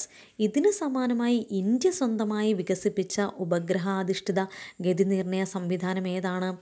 IRNSS, Indian regional navigation satellite system. ആ ഫുൾ ഫോം ഉൾപ്പെടെ ഇമ്പോർട്ടൻ്റ് ആണ്, ചോദിച്ചിട്ടുണ്ട്. അപ്പോൾ Indian regional navigation satellite system. ഇന്ത്യക്ക് പുറമെ പാകിസ്ഥാനും ചൈനയും ഇന്ത്യൻ മഹാസമുദ്രവും ഉൾപ്പെടെ 1500 കിലോമീറ്റർ ചുറ്റളവ് ഇതിൻ്റെ നിരീക്ഷണ പരിധിയിൽ വരും. നമ്മുടെ navigation system, Indian regional navigation satellite system, ഇതിൻ്റെ നിരീക്ഷണ പരിധി എവിടം വരെയാണ്? ഇന്ത്യ മാത്രമല്ല, ഇന്ത്യക്ക് പുറമെ പാകിസ്ഥാനുണ്ട്, ചൈനയുണ്ട്, ഇന്ത്യൻ മഹാസമുദ്രമുണ്ട്. മൊത്തം എത്ര കിലോമീറ്റേഴ്സാണ്? ഇന്ത്യക്ക് ചുറ്റുമുള്ള 1500 കിലോമീറ്റേഴ്സ്. ഇന്ത്യക്ക് ചുറ്റുമുള്ള പാകിസ്ഥാനും ചൈനയും ഇന്ത്യൻ മഹാസമുദ്രവും ഉൾപ്പെടെ 1500 കിലോമീറ്റേഴ്സ് നിരീക്ഷണ പരിധിയുള്ള നമ്മുടെ സ്വന്തം പൊസിഷനിങ് സിസ്റ്റമാണ് IRNSS. ഓക്കെ, ഇനി നമുക്കിവിടെ വായിക്കാനുള്ള കാര്യങ്ങളെന്ന് പറഞ്ഞാൽ, ഉപഗ്രഹങ്ങളിൽ നിന്ന് വരുന്ന സിഗ്നലുകളെങ്കിലും ലഭിച്ചാൽ മാത്രമാണ് GPS-ന് അക്ഷാംശം, രേഖാംശം, ഉയരം, സമയം തുടങ്ങിയ വിവരങ്ങൾ കൃത്യതയോടെ പ്രദർശിപ്പിക്കാനായിട്ട് സാധിക്കുകയുള്ളൂ. സ്ഥാനനിർണ്ണയം കൂടുതൽ കൃത്യമായി നടത്താൻ കൂടുതൽ ഉപഗ്രഹങ്ങൾ ഈ സംവിധാനത്തിൽ ഇപ്പോൾ ഉൾപ്പെടുത്തിയിട്ടുണ്ട്. അപ്പോൾ അതായത് GPS വഴി നമുക്കെല്ലാം അല്ലേ, അക്ഷാംശം, രേഖാംശം, ഉയരം, സമയം തുടങ്ങിയ എല്ലാ വിവരങ്ങളും നമുക്ക് ലഭ്യമാകും. പിന്നെ സൈനിക ആവശ്യങ്ങൾക്ക് വേണ്ടിയാണ് അമേരിക്കൻ ഐക്യനാടുകൾ ഈ സംവിധാനം ആരംഭിച്ചതെങ്കിലും 1980 മുതൽ ഇത് പൊതുജനങ്ങൾക്ക് ലഭ്യമാകുന്നുണ്ട്. അപ്പോൾ അമേരിക്കൻ ഐക്യനാടുകൾ GPS ആരംഭിച്ചു എന്ന് മനസ്സിലായി. 1980 മുതൽ ലോകത്ത് എല്ലായിടത്തും പൊതുജനങ്ങൾക്ക് ഈ സൗകര്യം അവൈലബിൾ ആണ്. അടുത്ത പോയിന്റ് ശ്രദ്ധിക്കുക, ഇമ്പോർട്ടൻ്റ് ആണ്. നമ്മൾ ഏകദേശം ടെക്സ്റ്റ് ബുക്ക് ഒരു കൺക്ലൂഷനിലേക്ക് വരികയാണ്. അതിനുശേഷമാണ് നമ്മൾ കറണ്ട് അഫെയർസ്, ഇതുമായിട്ട് ബന്ധപ്പെട്ട ISROയുമായി ബന്ധപ്പെട്ട ദൗത്യങ്ങളെക്കുറിച്ചൊക്കെ പഠിക്കാൻ പോകുന്നത്. നോക്കാം, സ്വന്തം ഉപഗ്രഹങ്ങൾ മാത്രം പ്രയോജനപ്പെടുത്തി ഇന്ത്യൻ മേഖലയുടെ സമ്പൂർണ്ണ ഭൂപട നിർമ്മാണം എന്ന ആവശ്യത്തിലേക്കായി ISRO വികസിപ്പിച്ച ഉപഗ്രഹാധിഷ്ഠിത ഭൂപട നിർമ്മാണ സംവിധാനമാണ് ഏതാണ്? ഭുവൻ. തെറ്റരുത്, ഏതാണത്? ISRO വികസിപ്പിച്ച ഉപഗ്രഹാധിഷ്ഠിത ഭൂപട നിർമ്മാണ സംവിധാനമാണ് ഭുവൻ. 2009 മാർച്ചിലാണ് ഇത് പ്രവർത്തനം ആരംഭിച്ചത്. 2009 മാർച്ചിലാണ് ഇത് പ്രവർത്തനം ആരംഭിച്ചത്. അടിസ്ഥാനപരമായി ഒരു റിമോട്ട് സെൻസിങ് ഇമേജ് പോർട്ടലാണ് ഭുവൻ. അടിസ്ഥാനപരമായി ഭുവൻ എന്താണ്? ഒരു റിമോട്ട് സെൻസിങ് ഇമേജ് പോർട്ടലാണ് ഭുവൻ. അപ്പോൾ ഇന്ത്യയുടെ സ്വന്തം സാങ്കേതികവിദ്യ ഉപയോഗപ്പെടുത്തി ഭൂപട നിർമ്മാണ സംവിധാനമാണ് ഏത്? ഭുവൻ. ഇന്ത്യയുടെ സ്വന്തം സാങ്കേതികവിദ്യ ഉപയോഗപ്പെടുത്തിയിരിക്കുന്ന ISRO വികസിപ്പിച്ച ഭൂപട നിർമ്മാണ സംവിധാനമാണ് ഭുവൻ. 2009 മാർച്ചിലാണ് പ്രവർത്തനം ആരംഭിച്ചത്. GIS സാങ്കേതികവിദ്യ, വിദൂര സംവേദനം എന്നിവയുടെ പരമാവധി സാധ്യതകൾ പ്രയോജനപ്പെടുത്തിക്കൊണ്ടാണ് ഈ ഭുവൻ ഓൺലൈൻ ഭൂപടങ്ങളൊക്കെ ഒരുക്കുന്നത്. അപ്പോൾ അങ്ങനെയൊക്കെയുള്ള പോയിൻറ്റ്സ് കൊടുത്തിട്ടുണ്ട്. ഇത് ഭുവൻ എന്നുള്ള ആ കാര്യം നന്നായിട്ടൊന്ന് ഓർത്ത് വെക്കുക. പിന്നെ ഭുവൻ 2D ഉണ്ട്, ഭുവൻ 3D ഉണ്ട്. അപ്പം പ്രദേശങ്ങളുടെ ദ്വിമാന ചിത്രങ്ങൾക്ക് ഭുവൻ 2D ഉപയോഗിക്കുന്നു, പ്രദേശങ്ങളുടെ ത്രിമാന ചിത്രങ്ങൾക്ക് ഭുവൻ 3D ഉപയോഗിക്കുന്നു. പിന്നെന്താണ്? പാരിസ്ഥിതികവും കാലാവസ്ഥ സംബന്ധവുമായ വിവരങ്ങൾ ശേഖരിക്കുന്നുണ്ട്, ദുരന്ത നിവാരണ സഹായ സേവനങ്ങൾ നൽകുന്നുണ്ട്, സമുദ്ര സേവനങ്ങൾ, കാർഷിക സേവനങ്ങൾ. അപ്പോൾ ഇതൊക്കെ നമുക്ക് റിപ്പീറ്റ് ചെയ്ത് വരികയാണ്. അതായത് നമ്മൾ നേരത്തെ കണ്ടു വിദൂര സംവേദനം എന്തിനെല്ലാം ഉപയോഗിക്കാം അല്ലേ? അവിടെ ഈ പറയുന്ന ഏരിയ എല്ലാം ഉണ്ട്. വിദൂര സംവേദനം എന്തിനെല്ലാം ഉപയോഗിക്കാം, അവിടെ ഈ പറയുന്ന ഏരിയയൊക്കെ ഉണ്ട്. കാലാവസ്ഥ, സമുദ്ര പര്യവേഷണം, ഭൂവിനിയോഗം, പിന്നെ കാർഷിക രംഗം എല്ലാം എന്തുണ്ട്? ഈ പറയുന്ന ഏരിയ എല്ലാം ഉണ്ട്. അത് എല്ലാം തന്നെ ഭുവൻ എന്ന് പറയുന്ന ആ ഒരു സർവീസിലും വരുന്നുണ്ട് അല്ലേ? പാരിസ്ഥിതികവും കാലാവസ്ഥ സംബന്ധവുമായ വിവരങ്ങൾ ശേഖരിക്കുന്നു, ദുരന്ത നിവാരണ സഹായ സേവനങ്ങൾ, സമുദ്ര സേവനങ്ങൾ, കാർഷിക സേവനങ്ങൾ, ഇതൊക്കെ ആരുടെ കീഴിലും വരുന്നു? ഭുവൻ എന്ന് പറയുന്ന ഈ ഭൂപട നിർമ്മാണ സംവിധാനത്തിൻ്റെ കീഴിലും ഇതെല്ലാം ക്യാപ്ചേർഡ് ആണ്. അപ്പോൾ അത് മനസ്സിലാക്കി വെക്കുക. സ്കൂൾ ഭുവൻ രാജ്യത്തിൻ്റെ പ്രകൃതി വിഭവങ്ങൾ, പരിസ്ഥിതി എന്നിവയെക്കുറിച്ച്, സുസ്ഥിര വികസനത്തിൽ ഇവയുടെ പങ്കിനെക്കുറിച്ചൊക്കെ കുട്ടികളിൽ അവബോധം വളർത്തുന്നതിനായുള്ള ഭൂപടാധിഷ്ഠിത ലേണിംഗ് സംവിധാനമാണ് സ്കൂൾ ഭുവൻ. അപ്പോൾ ലേണിംഗ് സംവിധാനം ആർക്ക് വേണ്ടിയുള്ളത്? കുട്ടികൾക്ക് വേണ്ടിയുള്ളത്. കുട്ടികൾക്ക് ഈ പറയുന്ന കാര്യങ്ങളെക്കുറിച്ചൊക്കെ വിവരങ്ങൾ ലഭിക്കുവാനും അവരിൽ അവബോധം ഉണ്ടാക്കിയെടുക്കുവാനുമായിട്ടുള്ള ലേണിംഗ് സംവിധാനമാണ് സ്കൂൾ ഭുവൻ. അപ്പോൾ നമ്മുടെ ഭൂപട നിർമ്മാണ സംവിധാനം ഭുവൻ, ഇന്ത്യ സ്വന്തമായി വികസിപ്പിച്ചത്, ISRO വികസിപ്പിച്ചെടുത്ത ഭുവൻ. ഇനി സ്കൂൾ ഭുവൻ എന്ന് പറഞ്ഞാൽ എന്താണ്?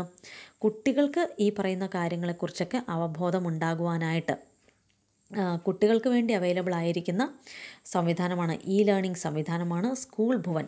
ദേശീയ വിദ്യാഭ്യാസ ഗവേഷണ പരിശീലന സമിതി, അതായത് NCERT, ISRO എന്നിവ സംയുക്തമായാണ് ഈ സംവിധാനം വികസിപ്പിച്ചിട്ടുള്ളത്. ഭുവൻ പോർട്ടലിലെ സ്കൂൾ ഭുവൻ ഐക്കണിൽ ക്ലിക്ക് ചെയ്ത് ഇത് ലഭ്യമാകും. അപ്പോൾ സ്കൂൾ ഭുവൻ എന്താണെന്ന് ഓർത്തിരിക്കുക, സ്കൂൾ ഭുവൻ എന്താണെന്ന് ഓർത്തിരിക്കുക.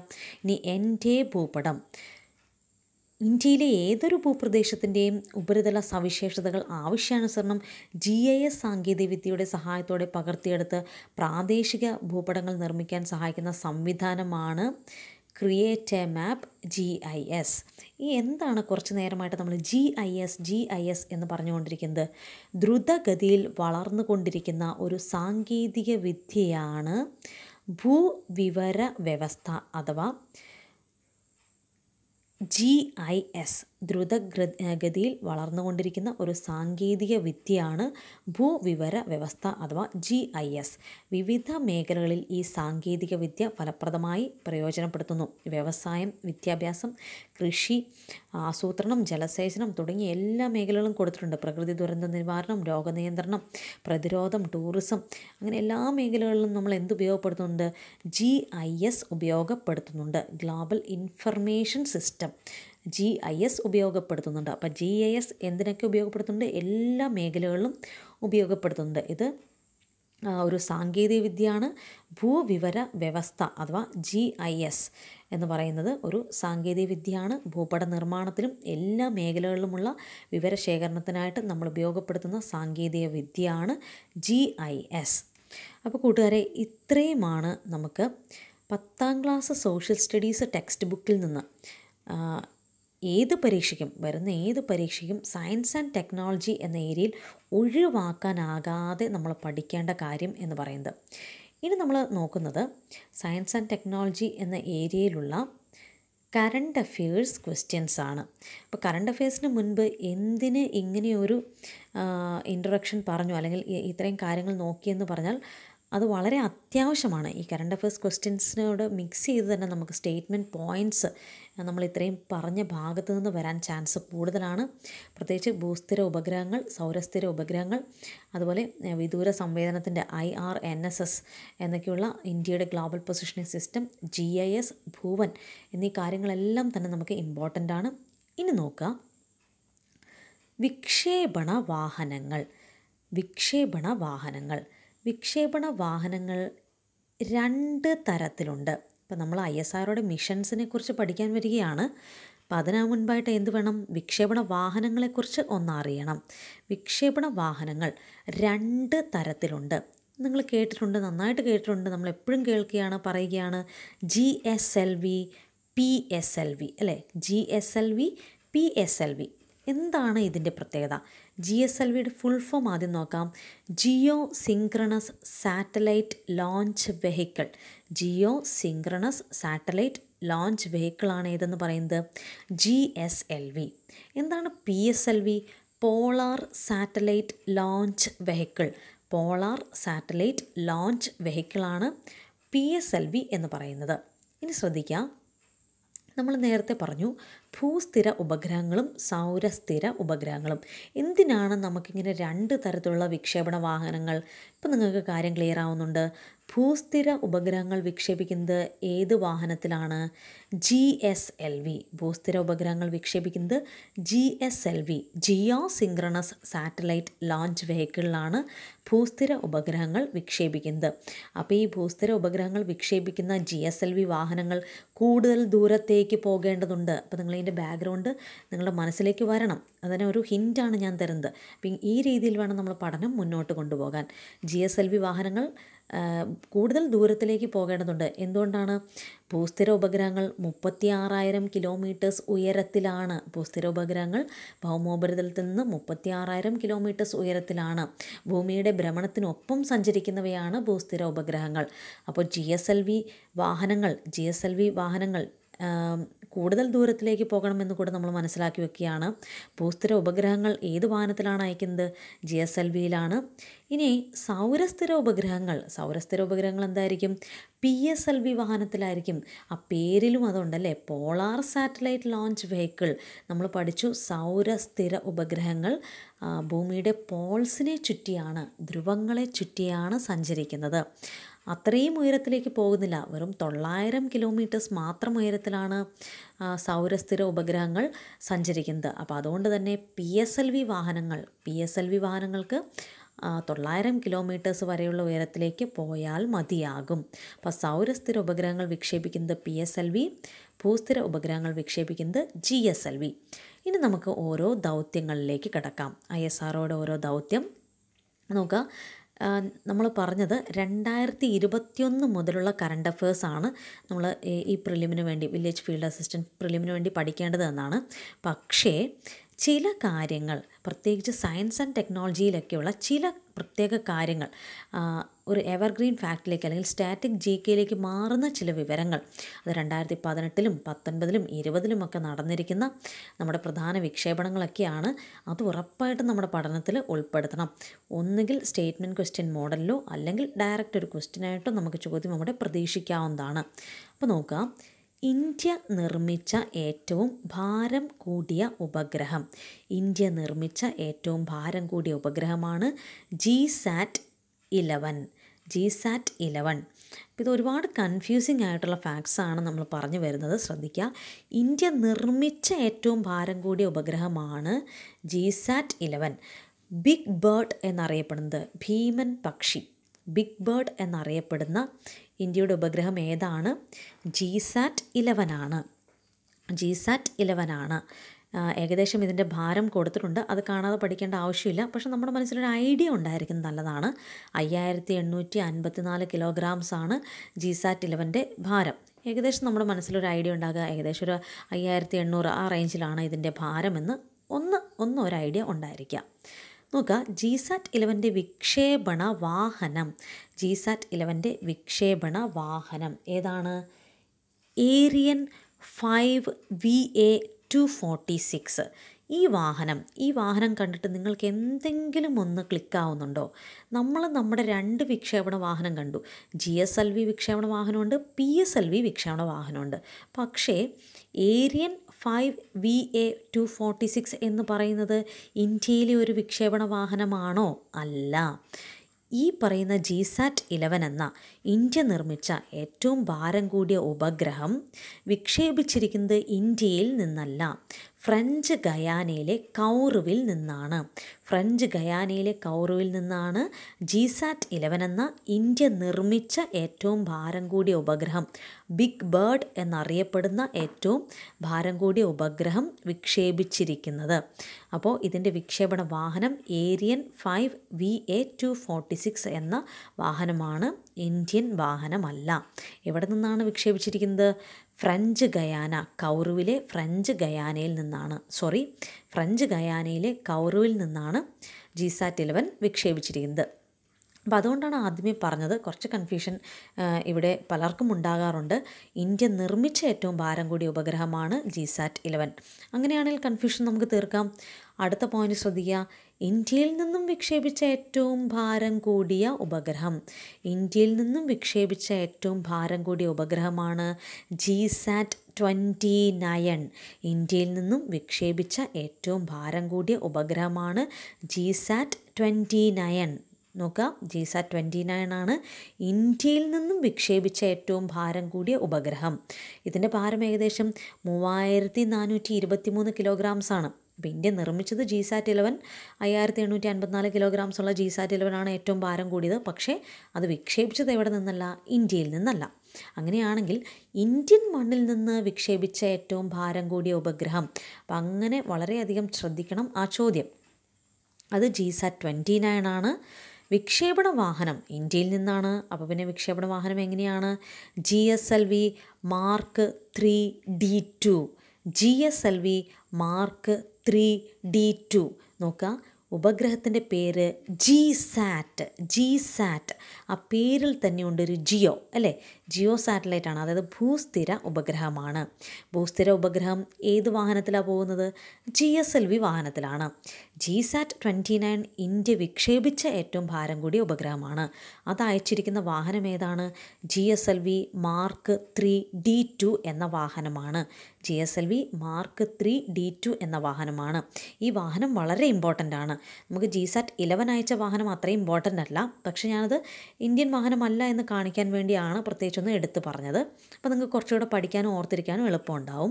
പക്ഷേ GSLV Mark 3D2 എന്ന വാഹനം വളരെ ഇമ്പോർട്ടൻ്റ് ആണ്. കാരണം ഇന്ത്യയിൽ നിന്ന് വിക്ഷേപിച്ച ഏറ്റവും ഭാരം കൂടിയ ഉപഗ്രഹമായ GSAT-29 കയറ്റി വിടണമെങ്കിൽ ഈ വാഹനവും എന്തായിരിക്കണം? ഈ വാഹനം അത്രയും കപ്പാസിറ്റി ഉള്ളതായിരിക്കണം. ബാഹുബലി എന്നറിയപ്പെടുന്ന റോക്കറ്റാണ് ഈ പറയുന്ന GSLV Mark 3D2 എന്ന ഇന്ത്യയുടെ വിക്ഷേപണ വാഹനം. ബാഹുബലി എന്നറിയപ്പെടുന്ന റോക്കറ്റ് ഏതാണ്? GSLV Mark 3D2 എന്ന് പറയുന്ന വിക്ഷേപണ വാഹനമാണ്. എന്തുകൊണ്ടാണ്? ഇന്ത്യയിൽ നിന്നും വിക്ഷേപിച്ച ഏറ്റവും ഭാരം കൂടിയ ഉപഗ്രഹമായ GSAT-29 ഏതിൽ കയറ്റിയാണ് വിട്ടിരിക്കുന്നത്? ഈ പറഞ്ഞ GSLV Mark 3D2 എന്ന് പറയുന്ന ബാഹുബലി എന്നറിയപ്പെടുന്ന റോക്കറ്റിൽ കയറ്റിയാണ് വിട്ടിരിക്കുന്നത്. ഇപ്പോൾ നിങ്ങൾക്ക് കാര്യങ്ങളെല്ലാം കണക്ട് ചെയ്ത് മനസ്സിലായിട്ടുണ്ടെന്ന് കരുതുന്നു. അത്രയും വെയിറ്റ് എടുത്തുകൊണ്ട് പോയതുകൊണ്ടാണ് അതിനെ ബാഹുബലി എന്ന് വിളിക്കുന്നത്. ഇനി എവിടെ നിന്നാണ് വിക്ഷേപിച്ചത്? ഇന്ത്യയിൽ നിന്നല്ലേ. ഇന്ത്യയിൽ നിന്ന് എവിടെ നിന്നാണ് നമ്മൾ സാധാരണ വിക്ഷേപിക്കുന്നത്? Satish Dhawan space centre, Sriharikota Satish Dhawan space സെൻറ്ററിൽ നിന്നാണ് GSLV Mark 3D2 എന്ന വാഹനത്തിൽ ഇന്ത്യ വിക്ഷേപിച്ച ഏറ്റവും ഭാരം കൂടിയ ഉപഗ്രഹമായ GSAT-29 വിക്ഷേപിച്ചിരിക്കുന്നത്. ക്ലിയറായി എന്ന് കരുതുന്നു. അടുത്ത പോയിൻ്റ് നോക്കുക. നമ്മൾ ക്ലാസ്സിൻ്റെ കൺക്ലൂഷൻ ആവാറായിട്ടുണ്ട്. ISRO വിക്ഷേപിച്ച ഏറ്റവും ഭാരം കുറഞ്ഞ ഉപഗ്രഹം, വിക്ഷേപിച്ച ഏറ്റവും ഭാരം കുറഞ്ഞ ഉപഗ്രഹമാണ് കലാംസാറ്റ് V2. നോക്കുക, വെറും 1.26 കിലോഗ്രാംസ് മാത്രമാണ് ഇതിൻ്റെ വെയിറ്റ്. അപ്പോൾ വെയിറ്റിൻ്റെ താരതമ്യം തന്നെ നമ്മളൊന്ന് ജസ്റ്റ് നോക്കി വന്നാൽ നമ്മുടെ മനസ്സിൽ ഫിഗർ കറക്റ്റ് വന്നില്ലെങ്കിലും ഏകദേശം ഐഡിയ എപ്പോഴും ഉണ്ടാവും. GSAT-11 ഏകദേശം 5800 കിലോഗ്രാംസ് ആണ്. ഇന്ത്യയിൽ നിന്ന് വിക്ഷേപിച്ച GSAT-29 ഏകദേശം 3400 കിലോഗ്രാംസ് ആണ്. ഇനി ഏറ്റവും ഭാരം കുറഞ്ഞ ഉപഗ്രഹം, ISRO വിക്ഷേപിച്ച ഏറ്റവും ഭാരം കുറഞ്ഞ ഉപഗ്രഹം ഏതാണ്? കലാം സാറ്റ് V2 ആണ്. കലാം സാറ്റ് V2വിൻ്റെ ഭാരം വെറും 1.25 കിലോഗ്രാം മാത്രമാണ്. ഇത് വികസിപ്പിച്ചത് ആരാണ്? ISRO വിക്ഷേപിച്ചതാണ്. പക്ഷേ ഈ ഉപഗ്രഹം വികസിപ്പിച്ചത് ചെന്നൈയിലെ ഒരു കൂട്ടം ബഹിരാകാശ വിദ്യാർത്ഥികളായ സ്പേസ് കിഡ്സ് ഇന്ത്യ എന്ന് പറയുന്ന സ്റ്റുഡൻസിൻ്റെ ഒരു കൂട്ടായ്മയാണ് കലാം സാറ്റ് V2 എന്ന ഉപഗ്രഹം വിക്ഷേപിച്ചത് ആരാണ്? ISRO ആണ് വിക്ഷേപിച്ചത്.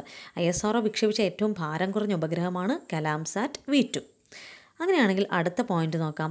വാർത്താവിനിമയ സംവിധാനങ്ങൾ കൂടുതൽ മെച്ചപ്പെടുത്തുവാനായിട്ട് വാർത്താവിനിമയ സംവിധാനങ്ങൾ, അപ്പോൾ ഞാൻ ഇതിന് മുൻപ് ഇയർ പറയാനായിട്ട് വിട്ടുപോയി. GSAT 11 2018, GSAT 29 2018, കലാം സാറ്റ് V2 2019. അപ്പോൾ ഇയർ നമുക്ക് ഇമ്പോർട്ടൻ്റ് അല്ല, പക്ഷേ ഇതൊക്കെ സ്റ്റാറ്റിക് GKയിൽ വരുന്നതും എങ്ങനെ വേണമെങ്കിലും പരീക്ഷയ്ക്ക് ഏത് ഭാഗത്ത് വേണമെങ്കിലും ചോദിക്കാൻ സാധ്യതയുള്ളതുമായ കാര്യങ്ങളാണ്. അടുത്ത പോയിന്റ് നോക്കാം. 2020 കാര്യമാണ് ഇനി പറയുന്നത്. ഈ പറയാൻ പോകുന്ന കാര്യത്തിനും അതിൻ്റെതായ ഒരു പ്രത്യേകതയുണ്ട്. അതുകൊണ്ടാണ് ഈ വിക്ഷേപണം നമുക്ക് ഇമ്പോർട്ടൻ്റ് ആവുന്നത്. നോക്കാം. വാർത്താവിനിമയ സംവിധാനങ്ങൾ കൂടുതൽ മെച്ചപ്പെടുത്തുവാൻ ISRO നിർമ്മിച്ച ഉപഗ്രഹമാണ് GSAT 30. വാർത്താവിനിമയ സംവിധാനങ്ങൾ കൂടുതൽ മെച്ചപ്പെടുത്തുവാൻ ISRO നിർമ്മിച്ച ഉപഗ്രഹമാണ് ഇത്? GSAT 30. GSAT 11 കണ്ടു, GSAT 29 കണ്ടു, GSAT 30. വാർത്താവിനിമയ സംവിധാനങ്ങൾ കൂടുതൽ മെച്ചപ്പെടുത്തുവാനായിട്ട് ISRO നിർമ്മിച്ചതാണ് GSAT 30. ഇതിന് മറ്റൊരു പ്രത്യേകത കൂടിയുണ്ട്, അത് പറയാം. ഈ GSAT 30 വിക്ഷേപിച്ച ദിവസം എന്ന് പറയുന്നത് 2020 ജാനുവരി 13. അപ്പോൾ 2020 വിക്ഷേപിച്ചിരിക്കുന്നത്. GSAT 11 GSAT 29 ഒക്കെ 2018. കലാം സാറ്റ് 2019. Then GSAT 30 2020. നോക്കുക, ഇത് വിക്ഷേപിച്ചിരിക്കുന്ന സ്ഥലം ഫ്രഞ്ച് ഗയാനയിലെ കൗറുവാണ്. അപ്പോൾ വാർത്താവിനിമയ സംവിധാനങ്ങൾ കൂടുതൽ മെച്ചപ്പെടുത്തുവാനായിട്ട് ISRO നിർമ്മിച്ച പോയിന്റ് നോട്ട് ചെയ്യണം. കൂടുതൽ മെച്ചപ്പെടുത്തുവാനായിട്ട് ISRO നിർമ്മിച്ച ഉപഗ്രഹമാണ് GSAT 30. പക്ഷേ വിക്ഷേപിച്ചിരിക്കുന്നത് എവിടെ നിന്നാണ്? ഇന്ത്യയിൽ നിന്നല്ല, ഫ്രഞ്ച് ഗയാനയിലെ കൗറുവിൽ നിന്നാണ്. അങ്ങനെയാണെങ്കിൽ വിക്ഷേപണ വാഹനം ഏതായിരിക്കും? GSLVയോ PSLVയോ ആകില്ല. GSAT 30യുടെ വിക്ഷേപണ വാഹനം ഏരിയൻ 5 VA251. ഇപ്പോൾ എളുപ്പമുണ്ടല്ലേ? അപ്പോൾ GSAT 30യുടെ വിക്ഷേപണ വാഹനം ഏതാണ്? ഫ്രഞ്ച് ഗയാനയിലെ കൗറുവിൽ നിന്നാണ് പോയിരിക്കുന്നത്. അപ്പോൾ GSLVയോ PSLVയോ അല്ല വിക്ഷേപണ വാഹനം, ഏരിയൻ 5 VA251 ആണ്. GSAT 30ക്ക് 2 പ്രത്യേകതയുണ്ട്. ഒന്ന്, വാർത്താവിനിമയ സംവിധാനങ്ങൾ കൂടുതൽ മെച്ചപ്പെടുത്തുവാൻ ഇന്ത്യ വിക്ഷേപിച്ചു, അല്ലെങ്കിൽ ISRO നിർമ്മിച്ചു. INSAT 4A വാർത്താവിനിമയത്തിനായിട്ട് നിലവിലുണ്ടായിരുന്ന INSAT 4A എന്ന് പറയുന്ന ഉപഗ്രഹത്തിന് പകരമായിട്ടാണ് GSAT 30യെ വിക്ഷേപിച്ചത്. അപ്പോൾ INSAT 4A എന്ന് പറയുന്ന ഉപഗ്രഹം നിലവിൽ വാർത്താവിനിമയത്തിന് ഇന്ത്യ ഉപയോഗിച്ച ഉപഗ്രഹമാണ്. INSAT ഉപഗ്രഹങ്ങൾ ഭൂസ്ഥിര ഉപഗ്രഹങ്ങളാണെന്നും ഭൂസ്ഥിര ഉപഗ്രഹങ്ങൾ വാർത്താവിനിമയത്തിന് ഉപയോഗിക്കുന്നുവെന്നും നമ്മൾ ഓൾറെഡി SSCRT ക്ലാസ്സിൽ നമ്മൾ പഠിച്ചു. അപ്പോൾ INSAT 4A എന്ന് പറഞ്ഞ വാർത്താവിനിമയ ഉപഗ്രഹത്തിന് പകരമാണ് ISRO എന്ത് അയക്കുന്നത്? GSAT 30 എന്ന് പറയുന്ന ഉപഗ്രഹം അയക്കുന്നത്. പക്ഷേ GSAT 30 എവിടെ നിന്നാണ് വിക്ഷേപിച്ചത്? ഫ്രഞ്ച് ഗയാനയിലെ കൗറുവിൽ നിന്നാണ്. അങ്ങനെയാണെങ്കിൽ അതിൻ്റെ വിക്ഷേപണ വാഹനം ഏരിയൻ 5 VA251 ആണ്. 2020 വിക്ഷേപിച്ചിരിക്കുന്നത്. ഒരു കാര്യം കൂടി ഇതിനെക്കുറിച്ചുണ്ട്. ഇതോടൊപ്പം വിക്ഷേപിച്ച യൂറോപ്യൻ ഉപഗ്രഹമാണ് യൂട്ടൽസാറ്റ് കണക്റ്റ്. അപ്പോൾ ഇതോടൊപ്പം തന്നെ യൂറോപ്പിൻ്റെ ഒരു ഉപഗ്രഹം കൂടെ വിക്ഷേപിക്കപ്പെട്ടു, യൂട്ടൽസാറ്റ് കണക്റ്റ്. അപ്പോൾ ഇത്രയുമാണ് GSAT 30യെക്കുറിച്ച് പറയാനായിട്ടുള്ളത്. അടുത്ത് നോക്കാം. Mangalyaan, Chandrayaan 1, Chandrayaan 2, RISAT 2B RI. ഇത്രയും ദൗത്യങ്ങൾ കൂടിയാണ് നമുക്ക് ഇമ്പോർട്ടൻ്റ് ആയിട്ട് നമുക്ക് പഠിക്കാനുള്ളത്. അടുത്ത ക്ലാസ്സിൽ ഇതിൻ്റെ സെക്കൻഡ് പാർട്ടിൽ ഇത്രയും ഒരു കൺജസ്റ്റഡ് ആയിട്ടുള്ള ക്ലാസ് ആയിരിക്കില്ല. അത് കുറച്ചുകൂടെ നിങ്ങൾക്ക് എളുപ്പമായിട്ട് ക്വസ്റ്റ്യനും ആൻസറും മെത്തേഡിലുള്ള അത്തരത്തിലുള്ള ചോദ്യങ്ങൾ ഉൾപ്പെടുത്തുന്ന ഒരു ക്ലാസ് ആയിരിക്കും. പക്ഷേ ഈ ക്ലാസ് വളരെ ഇമ്പോർട്ടൻ്റ് ആണ്, ആ ക്ലാസ്സും ഇമ്പോർട്ടൻ്റ് ആയിരിക്കും. ഇത് രണ്ടും കൂടെ നിങ്ങൾ ഉറപ്പായിട്ടും കണക്ട് ചെയ്ത് നോട്ട്സ് എഴുതിയെടുത്ത് പഠിക്കുക, അല്ലെങ്കിൽ PDF ഒക്കെ നന്നായിട്ട് വായിച്ച് പഠിക്കുക. നോക്കുക, മംഗൾയാൻ്റെ ഡേറ്റ് മാത്രം ഓർത്തിരുന്നാൽ മതി. ഇന്ത്യയുടെ സക്സസ്ഫുൾ ആയിട്ടുള്ള ചൊവ്വ പര്യവേഷണ ദൗത്യം മംഗൾയാൻ 2013 നവംബർ 5-ന് 2013 നവംബർ 5-നാണ് മംഗൾയാൻ വിക്ഷേപിച്ചത്. ചന്ദ്രയാൻ 1 ഇന്ത്യയുടെ സക്സസ്ഫുൾ ആയിട്ടുള്ള ചന്ദ്ര പര്യവേഷണ ദൗത്യം ഏതാണ്? ചന്ദ്രയാൻ 1 ആണ്. 2008 ഒക്ടോബർ 22-നാണ് വിക്ഷേപിച്ചത്. 2008 ഒക്ടോബർ 22-നാണ് വിക്ഷേപിച്ചത്. ഇനി ചന്ദ്രയാൻ 2 അത് ഒരു ഫെയിലിയർ ആയിരുന്നു എന്ന് എല്ലാവർക്കും അറിയാം. പക്ഷേ വിക്ഷേപണ ദിവസം 2019 ജൂലൈ 22 അപ്പോൾ Mangalyaan 2013 November 5, Chandrayaan 1 2008 October 22, Chandrayaan 2 2019 July 22. Chandrayaan 2ൻ്റെ ലാൻഡറിൻ്റെ പേരാണ് വിക്രം ലാൻഡർ. ലാൻഡറിൻ്റെ പേരെന്തായിരുന്നു? വിക്രം ലാൻഡർ. ചന്ദ്രയാൻ 2ൻ്റെ റോവറിൻ്റെ പേരാണ് പ്രഗ്യാൻ റോവർ. ചന്ദ്രയാൻ 2ൻ്റെ റോവറിൻ്റെ പേരാണ് പ്രഗ്യാൻ റോവർ. ഏത് വാഹനത്തിലാണ് ചന്ദ്രയാൻ 2 വിക്ഷേപിച്ചത്? GSLV Mark 3 M1. നമ്മുടെ ബാഹുബലി എന്ന് വിശേഷണമുള്ള വാഹനം ഏതായിരുന്നു? GSLV Mark 3 D2 ആയിരുന്നു അല്ലേ? GSLV Mark 3 D2 ആയിരുന്നു. ഇതേതാണ്? GSLV Mark 3 M1 എന്ന വാഹനത്തിലാണ് ചന്ദ്രയാൻ 2 വിക്ഷേപിക്കപ്പെട്ടത്. Project director Vanitha Muthayya. Mission director Ritu Karidhal. Mission director ആയിരുന്നാരാണ്? ഋതു കരിതാൽ ആയിരുന്നു. അപ്പോൾ നോക്കാം, മംഗൾയാൻ, ചന്ദ്രയാൻ 1, ചന്ദ്രയാൻ 2 ഇത്രയും കാര്യങ്ങൾ ഉറപ്പിക്കുക. റിസാറ്റ് 2BRI നമ്മുടെ ക്ലാസ്സിലെ ലാസ്റ്റ് ഫാക്റ്റാണ്. ക്ലാസ് കുറച്ച് ലെങ്തിയാണ്, പക്ഷേ ഇപ്പോൾ നമുക്ക് സമയമുണ്ട്. ഇങ്ങനെയൊക്കെ പഠിച്ചാലാണ് നമ്മുടെ പഠനം ഫുൾ പാക്കേജ്ഡായിട്ട് നമുക്ക് എക്സാം ഹോളിൽ എഫക്റ്റീവ് ആവുകയുള്ളൂ. അപ്പോൾ റിസാറ്റ് 2BRI ഭൗമ നിരീക്ഷണ ഉപഗ്രഹമാണ്. റിസാറ്റ് ഉപഗ്രഹം എന്താണ്? ഭൗമ നിരീക്ഷണ ഉപഗ്രഹമാണ്. എന്തുകൊണ്ട് നമ്മൾ പഠിക്കണം? PSLVയുടെ 50ാം ദൗത്യമാണ്. PSLV നോക്കാം. ഭൗമ നിരീക്ഷണത്തിന് ഉപയോഗിക്കുന്നത് സൗരസ്ഥിര ഉപഗ്രഹങ്ങളാണ്. സൗരസ്ഥിര ഉപഗ്രഹങ്ങൾ അയക്കുന്നത് PSLV വാഹനത്തിലാണല്ലേ.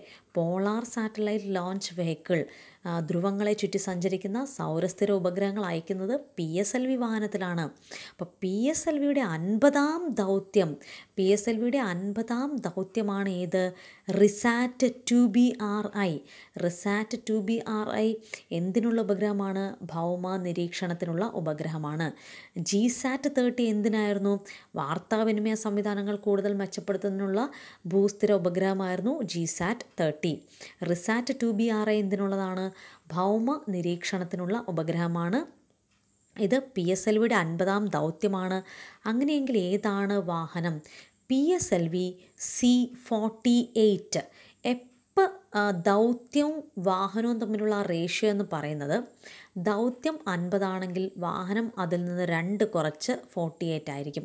ദൗത്യം 51 ആണെങ്കിൽ വാഹനം അതിൽ നിന്ന് 2 കുറച്ച് 49 ആയിരിക്കും. അപ്പോൾ അതൊന്ന് മനസ്സിലുണ്ടായാൽ വാഹനം തെറ്റില്ല. PSLVയുടെ 50ാം ദൗത്യമാണ് റിസാറ്റ് 2BRI. 50ാം ദൗത്യമാണെങ്കിൽ വാഹനം ഏതാണ്? 2 കുറച്ചോ? PSLV C-48. PSLV C-48. അപ്പോൾ ഇത്രയാണ് നമ്മൾ ഈ ക്ലാസ്സിൽ ഉൾപ്പെടുത്താൻ ആഗ്രഹിച്ചത്. ക്ലാസ് നിങ്ങൾക്ക് ഇഷ്ടമായെങ്കിൽ തീർച്ചയായും ലൈക്ക് ചെയ്യുക, മറക്കരുത്. നിങ്ങളുടെ അഭിപ്രായങ്ങൾ രേഖപ്പെടുത്തുക. ക്ലാസ് ലെങ്തിയാണ് എന്ന് കരുതി മുഴുവൻ കാണാതിരിക്കരുത്, മുഴുവൻ കാണുക, പ്രയോജനപ്പെടുത്തുക. അടുത്ത ഭാഗം ഇത്രയും ബുദ്ധിമുട്ടുള്ളതല്ല, പക്ഷേ അടുത്ത ഭാഗത്തിൽ നമ്മൾ വളരെ ഇമ്പോർട്ടൻ്റ് ആയിട്ടുള്ള പോയിൻ്റ് ഡേറ്റാസ് ആയിരിക്കും കൂടുതൽ പറയുന്നത്. Okay friends, thank you so much. അടുത്ത ക്ലാസ്സുമായി ഉടനെ കാണാം.